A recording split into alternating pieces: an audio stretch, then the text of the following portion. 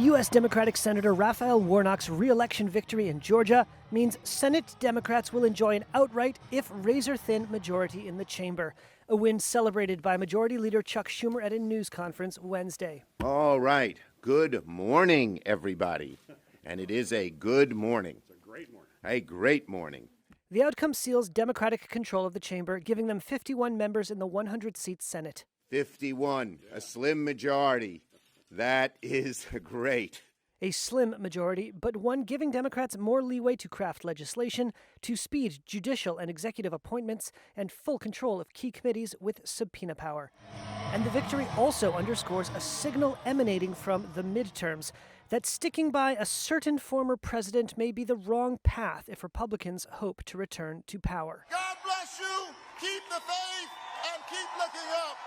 Senator Warnock, a Baptist minister, beat back a challenge from Republican Herschel Walker, a former professional football star who had the endorsement of former President Donald Trump. And the race was one of several seen as critical tests of the former president's sway over the Republican Party going into the November midterm elections. Tests that overwhelmingly showed him falling short. Senate candidates backed by Trump sputtered out in Arizona, Pennsylvania, and New Hampshire. But as Republican Senate Majority Leader Mitch McConnell warned ahead of the midterms, what he called candidate quality mattered. And nowhere was that perhaps more clear than in Herschel Walker's candidacy. His campaign was plagued by reports that the vocal anti-abortion candidate had paid for numerous former lovers to terminate their pregnancies.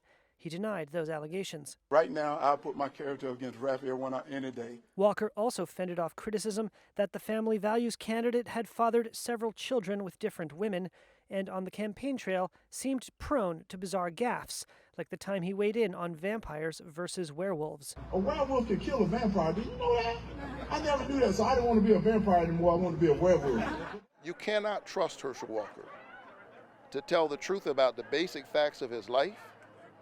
You cannot trust him to be held accountable for his own actions. Warnock highlighted those concerns in campaign appearances and a barrage of television ads that made the race the most expensive of the 2022 midterm election, with more than $400 million spent. Voters apparently took note. I'm just happy that Warnock won. I'm happy that everybody came back off for the runoff, so that was great. Why do you like Warnock? Why do you like Warnock? I just think he's a better candidate for Georgia. He is more experienced, and I think he's far more prepared to actually sit in that position than the other candidate was. Democrats painted Walker and other Trump-backed candidates as what they called MAGA extremists, and that label may have helped sway moderate Republicans and independent voters off that party's nominees.